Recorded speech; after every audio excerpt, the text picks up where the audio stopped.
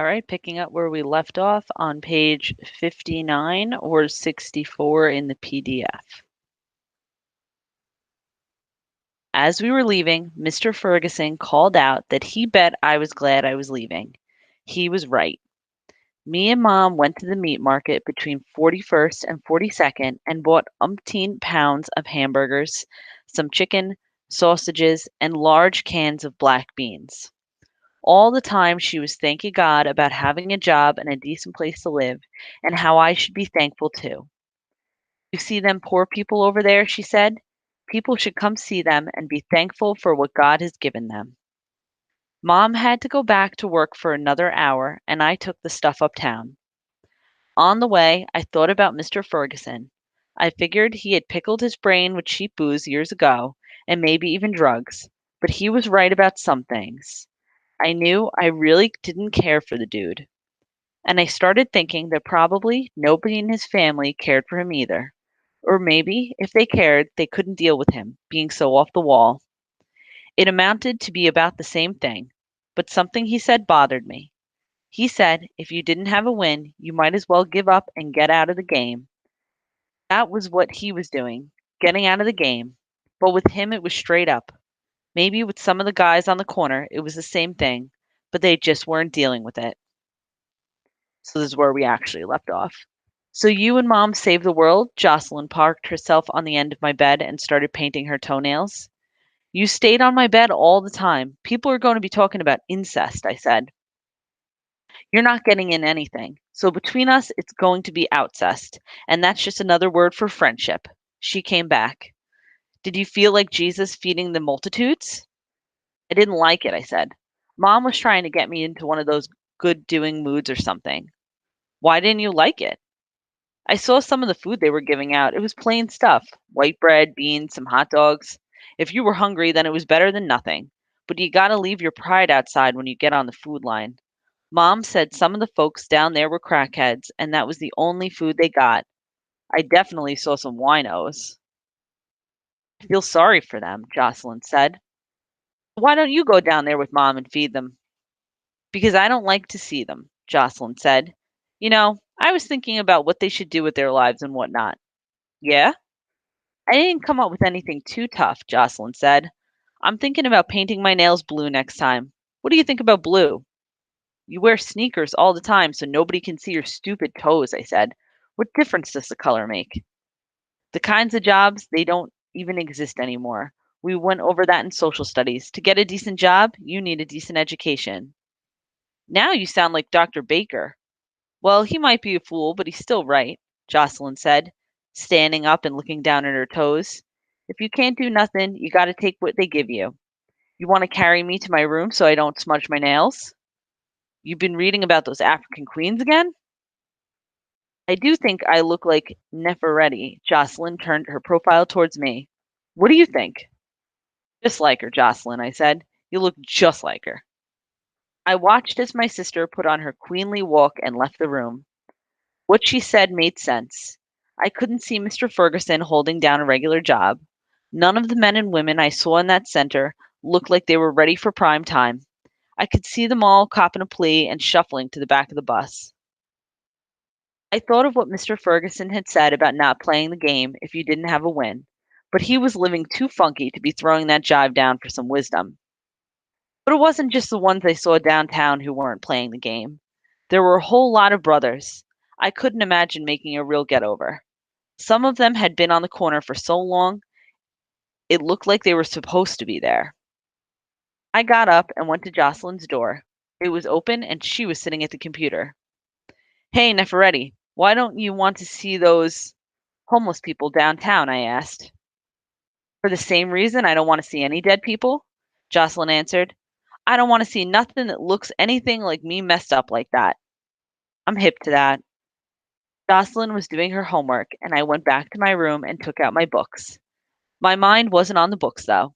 It was on House and Tomas. What I thought was that House was messing with me, and I was going to back off and let it slide until the team started losing.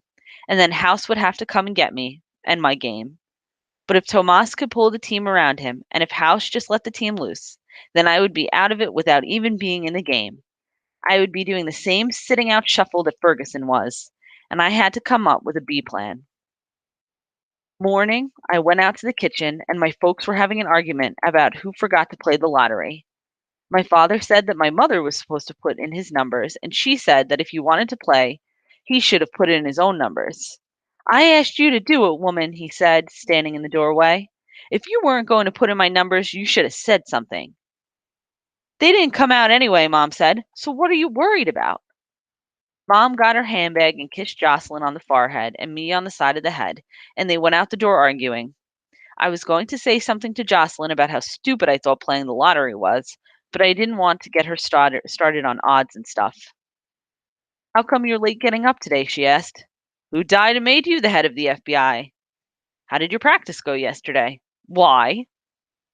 So did you think the United States should be more aggressive in its trade policy? She went on.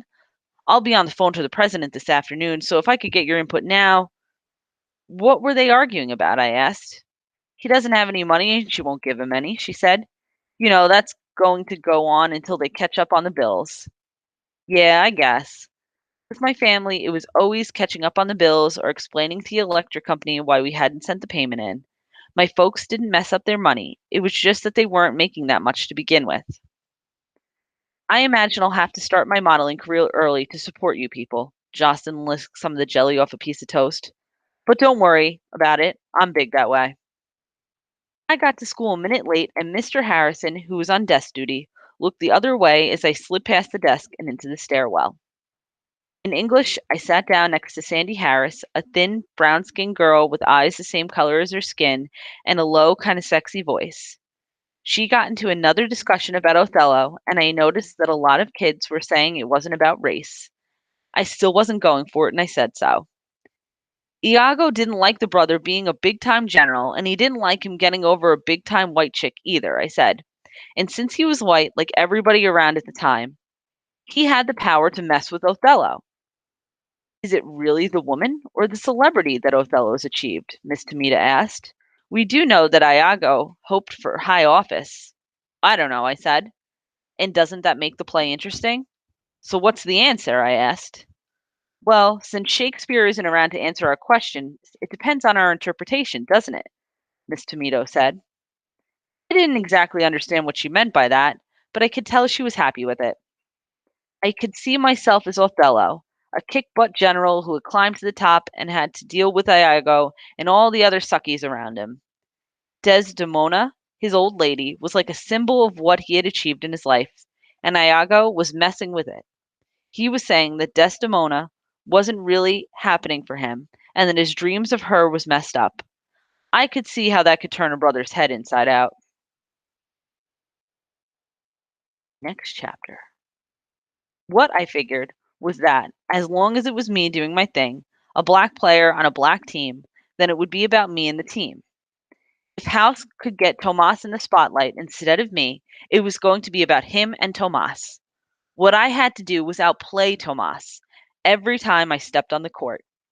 He couldn't put Tomas in the headlines when my game was blowing up all the stats. Our next league game was against Frederick Douglass Academy. House ran down this lame rap about how this game was going to show our character and whatnot. He said that we should be able to beat FDA if we play our game. FDA was one of those schools that never had a real big time player, but always had enough going on to mess with you if you showed weak. Every year, some team waltzed over to 148th Street looking for an easy jam, only to come slinking away with a loss. FDA plays a 2-1-2 shallow zone most of the time. Their guards play close to the 3-point line. Their center plays about 2 feet closer to the basket than most, and their forwards are in tight too. They cut off penetration but give up a lot of 3-point shots. House had Ernie on guard, Ruffy at center, and Sky and Tomas at forward. I thought that was lame from the get-go, because Tomas should have earned his starting position, not just had it handed to him. He hadn't dominated anybody in the one game he had played with us, and he wasn't kicking any butt at practice either. FDA was up for the game, especially on defense, but their offense was weak, and the game began slowly. We were up by 5 after a few minutes, and I thought it was going to be easy, but they hung on, and then with the slow pace, they caught up, and it was back and forth.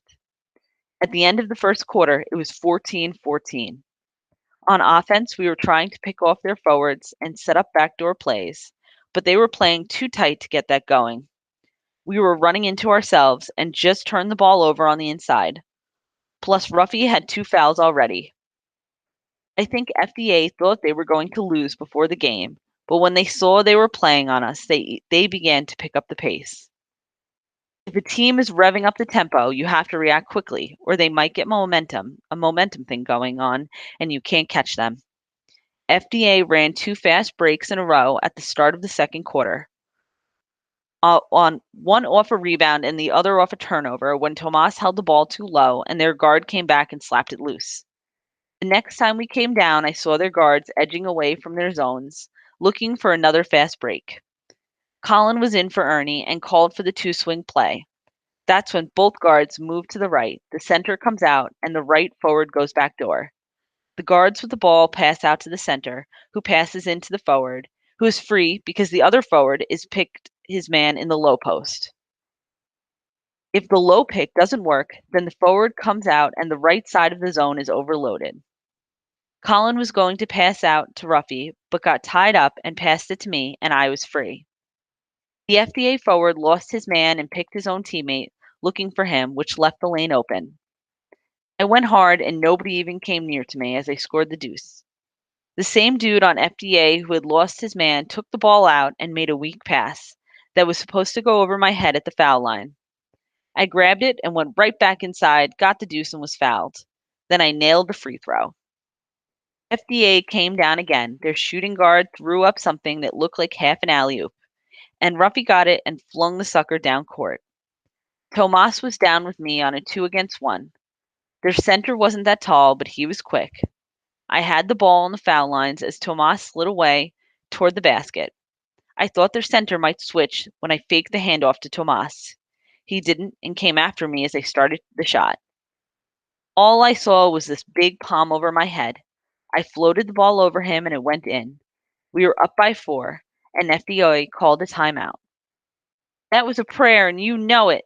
The FDA player looked like he was pissed, and I liked it. If you had a game, you would have stopped it, I said. During the timeout, House told Ricky to go in for me. I shot him a look, and he was glowering. What's wrong with you, man? I asked him. You are, he said. Now sit down and watch the game. Maybe you'll learn something. What do you mean, learn something? I asked. House turned away. At halftime, we had managed to get up by 7, but FDA was still in the game, and Ruffy had picked up another foul. We still had to win as far as I was concerned. All we needed to do was take it. But as soon as we hit the locker room at halftime, House opened up on me. Drew, you're playing for yourself and not the team, he said. We're trying to get a team effort out there, and you're going out for showtime at the Apollo.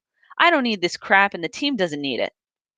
I knew I wasn't going to start the second half, but I thought I would play. FDA kept the game close all the way. Our team kept looking out over the bench, waiting for the coach to send back in. Our guys were playing good, but they weren't playing strong. FDA got solid and had caught up with 3 minutes on the clock. Yo, House, put me in, man. I was mad at myself for even asking him. He didn't answer, just turned away. With a minute to go in the game, FDA went up by 5. Ernie and Colin were at the guards, and FDA was smelling a chance for a win. We were all over them. Ruffy got a deuce to cut it to 3. We got a turnover when the refs called a 3-second violation on their big man. Sky came down the sideline and threw a jumper from just inside the 3-point line, and we were down by 1. FDA tried to freeze the ball, but they got too careful and lost it again on a close guard calling with 10 seconds to go. We had a timeout left, and House called it. We want to get the ball down in a hurry and set up something off the penetration, he said. Ruffy, your man is laying off. You came out and set a pick in the middle of the lane. Ricky brings the ball left to the right and looks for the pass at the top of the key. Colin goes to the opposite direction through the lane. Sky sets a pick for Tomas. Ricky, it's up to you to set who's free. If nobody's free, you take the shot and everybody hits the board. On 3. 1, 2, 3. My whole body was jumping. I wanted to be in so bad. Mad and hurt at the same time, I couldn't believe that House was being so stupid. He had been running picks all day, so I knew they were looking for them. Colin inbounded the ball to Ricky and went to the far side. Ricky dribbled to the side of the key, and I knew it was taking too long. Tomas got in front of his man off the pick 5 feet from the hoop, and Ricky fired the ball to him. But instead of taking it right up, he pulled the ball on the floor, put the ball on the floor once, tried a fake, and then went up. The FDOA forward went up with him. He got the ball on the rise and slapped it towards midcourt. Ricky went after it, catching it just before it was out of bounds as the buzzer sounded. The game was over. Why did you pull up? Sky was all over Tomas. You should have gone in and jammed. If you didn't make it, the sucker would have had to foul you. Why you throwing up some shot, man? Sky was right. Tomas should have taken the ball inside and attacked the rim, but it wasn't all his fault. We shouldn't have been behind in the first place, I said. I should have had that ball and everybody knows it. Watch your mouth, Drew, House yelled. Why I gotta watch my mouth, I asked. We shouldn't have lost this game and you know it. I was fuming. House took a step toward me and Fletch stepped in front of him. I wish the sucker had stepped to me. I was ready to knock him out. I think House was betting on the game, Ricky called out. That had better be a joke, House barked at him. You see anybody laughing? Ricky asked. We could have won with me in there, I said, and everybody here knows it. I don't know it, House was shouting, and I'm the coach. Well, you're the only one who don't know it, Ruffy said. Look, I can replace this whole team if I have to, House said. With dudes who like to lose, I guess, Ruffy said. House told Ruffy to meet him in his office in the morning, and Ruffy said no, and he meant it. Outside it was cold and there was a light rain. I watched some of the FDA players laughing and joking as they walked down the street. Just the way they were feeling good. I was feeling bad. Ruffy hailed a gypsy cab because he had to go see his brother's lawyer. As he got in the cab, I told him I'd call him later. Hey, Drew, which way are you going? It was Tomas. Down the way? I said, nodding downtown. Can I walk with you? Yeah, I guess. We walked down the hill without talking. I knew he wanted me to let him off the hook about losing the game, but he didn't know how to say it. I don't like losing, he said finally. Nobody does. Why didn't you play the second half? He asked. House has his games going and he's the coach, I said. Anything I do is counterfeit, I guess. I wish you had played, he said. Yeah, well, that's the way it goes, I said. I didn't want to deal with Tomas. I didn't trust him. Maybe he was just coming over to see what I was thinking. I imagined him calling House and telling him what I said. You think I lost the game? He asked. The team lost the game, I said. The coach, everybody. You did your part too. You know I want to play basketball the same as you, Tomas spoke softly. In Europe, a lot of the boys want to come to America and play ball. We see the American players with their big cars and big houses, and they're all smiling when they look at you on television. We want to wear the same clothes and get money to wear the different brands. We want that too. There's no difference in what's in my heart and what's in your heart. Yeah, but you came over here and you're starting on the team, I said. If I went to your school, would I be starting? Sure you would, he grinned. Everybody in Europe thinks that black people are like gods. They think you don't jump, you fly. Well, in my case, it's true, I said. Drew, I'm really sorry we lost. Yeah, I'll see you tomorrow, I said. Tomas left me at the corner with a little wave. Going home, I was thinking about Tomas, what he said about things not being different between his life and mine. Maybe they had a high opinion of black players in Prague, but we were in America, and what I had to deal with was where I was.